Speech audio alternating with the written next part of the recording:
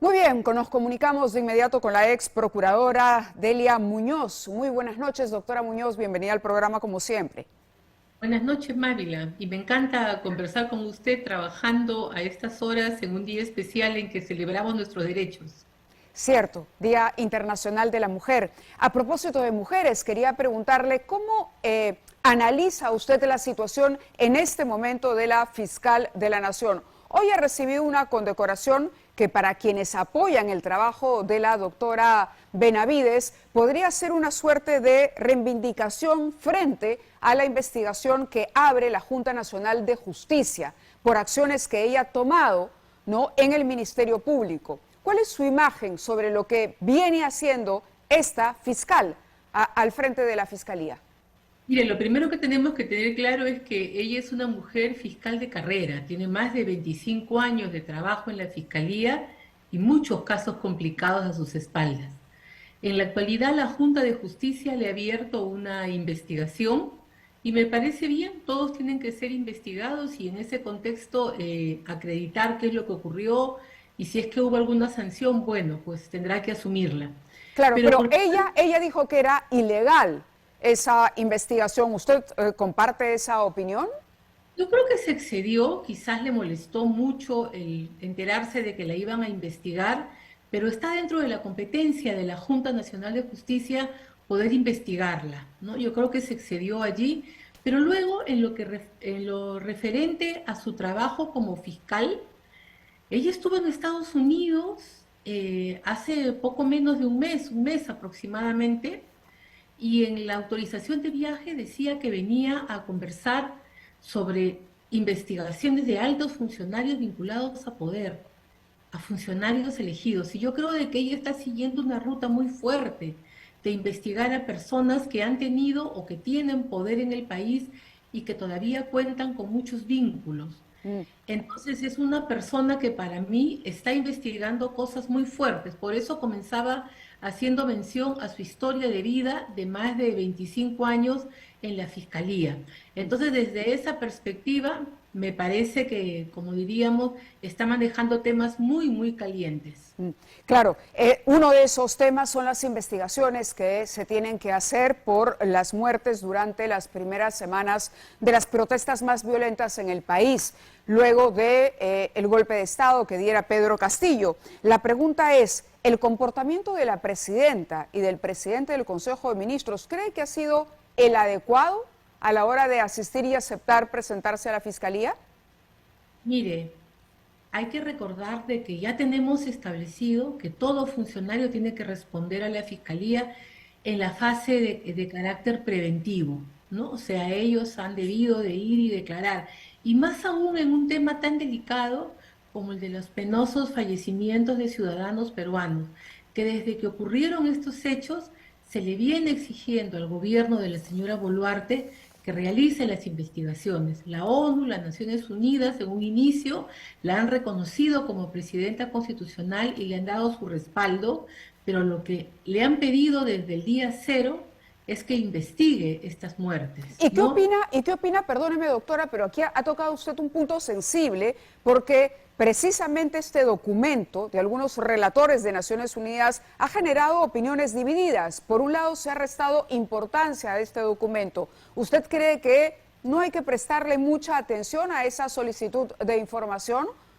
¿O cree que más bien es importante responder con argumentos en aras, por lo menos, del buen nombre del país? Mire, nunca hay que tomar con una situación así de arriba hacia abajo un comunicado que proviene del sistema internacional al cual estamos adscritos. Hay que recordar de que el mundo hoy día funciona mucho en base al cumplimiento de las normas en derechos fundamentales. Y desde la primera visita de la Comisión Interamericana y del Comité de Derechos Humanos, el compromiso de la señora Boluarte con el del señor Premier han sido que estos hechos van a ser investigados. Y van a ser investigados no porque los pide el sistema internacional, sino porque las normas internas de uso de la fuerza señalan que cuando ocurre un fallecido o más en una situación de violencia, de conflicto, tiene que llevarse a cabo un proceso de investigación que está claramente detallado en el reglamento y en los protocolos que se tienen en el país. La señora Lilia Paredes, quien se encuentra asilada en México, ha hecho declaraciones una vez más sobre su esposo. Se ha referido a él en los términos de un preso político. El señor Castillo, por otro lado, ha asistido de manera virtual a una audiencia ante la Fiscalía y, bueno, ha dicho también en esa línea que es una víctima de una persecución política. Podemos escuchar a Lilia Paredes y luego comentamos con la doctora Muñoz estas declaraciones de quien fuera en su momento primera dama de la nación. Bueno, yo quiero contarlo al Perú y a todo el mundo entero. Lo último que pude hablar con mi esposo y él me dijo que me calumniarán, me difamarán, pero nunca traicionaré a mi pueblo. Son las últimas palabras que él me dijo y después, ¿qué podemos hacer? Le dije y él me dijo, vamos, les dejo a ustedes en la Embajada de México y yo me regreso y voy a luchar juntos con todo mi pueblo peruano. Porque desde un inicio nunca me dejaron trabajar, me acusaron de muchas cosas, me difamaron, pero yo nunca traicionaré al pueblo. Esa es la verdad. Nuestra invitada, la doctora Delia Muñoz, ha sido agregada legal del Perú ante la OEA. ¿Cómo o qué impacto podrían tener estas declaraciones en el ámbito internacional, doctora Muñoz? Mire, en el ámbito internacional las cosas son diferentes de lo que las podemos ver a veces en sede nacional. En el ámbito internacional las testimoniales, las declaraciones, los comentarios sobre personas vinculadas a casos sensibles son tomadas con una actitud completamente diferente.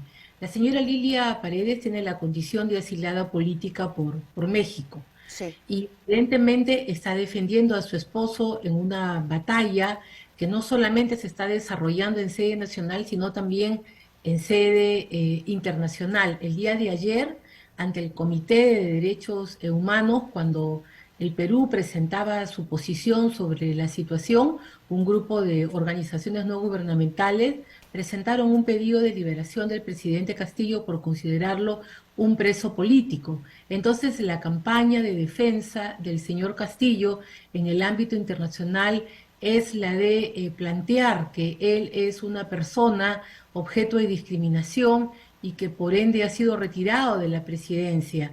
Y no se toca para nada el tema de la corrupción. Allí competen a los embajadores de Perú ante la ONU en Ginebra y el nuevo embajador de Perú ante OEA de mantener reuniones, conversaciones para explicar lo que ha venido ocurriendo en el país. Entonces, toca alcanzar mucha información, la claridad del atentado constitucional. La OEA como institución la tiene muy clara, porque por eso es de que reconocen a la señora Boluarte como presidenta constitucional, pero hace falta entregar mayor información para que no prevalezca esta visión de una persona perseguida, discriminada y finalmente arrebatada de la presidencia.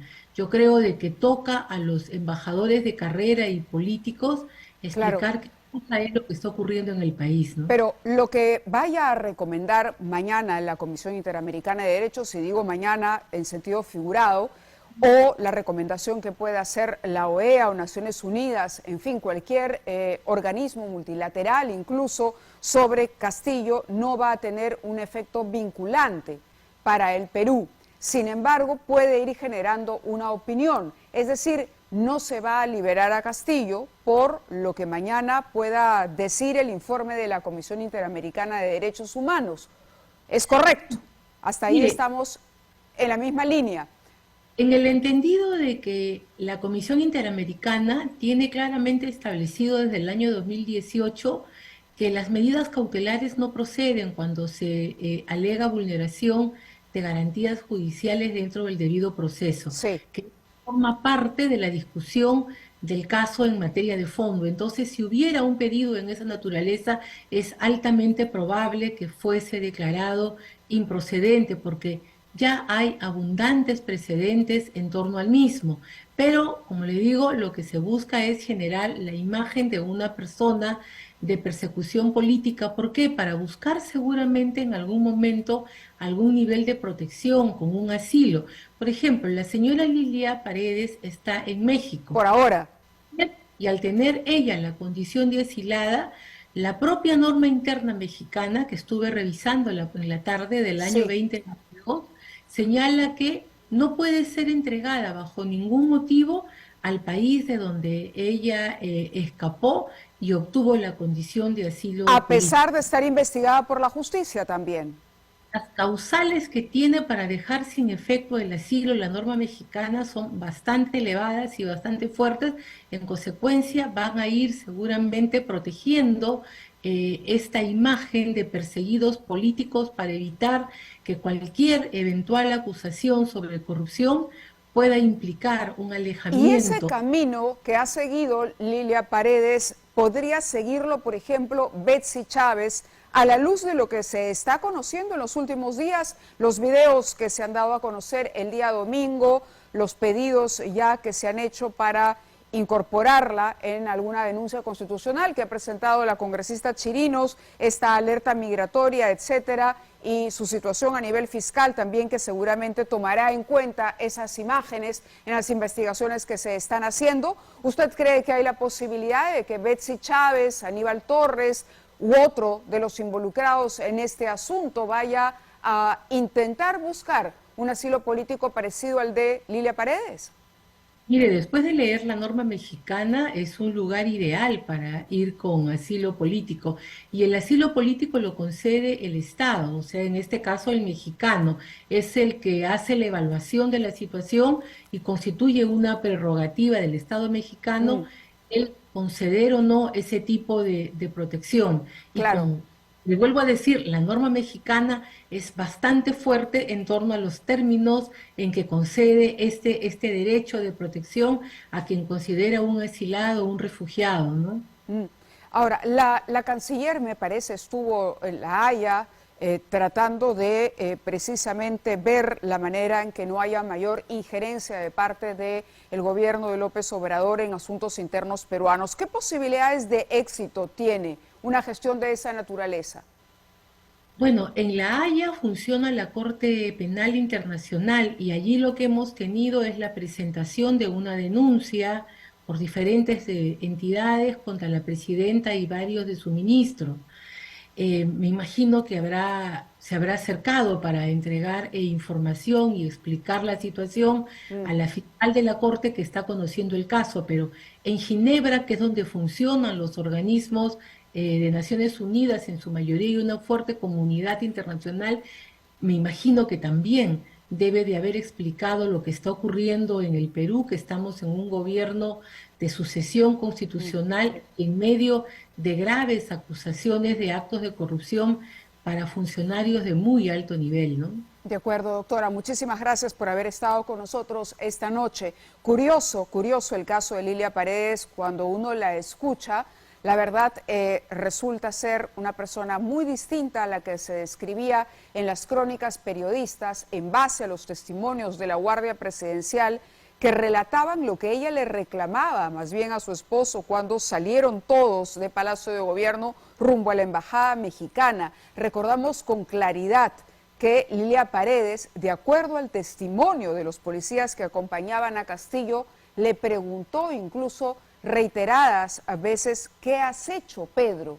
¿Qué has hecho? No estaba enterada de lo ocurrido, pero bueno, todo esto es parte definitivamente de una estrategia dada la actual circunstancia que ha cambiado diametralmente para Castillo y su familia. Muy amable, doctora Muñoz, por acompañarnos esta noche.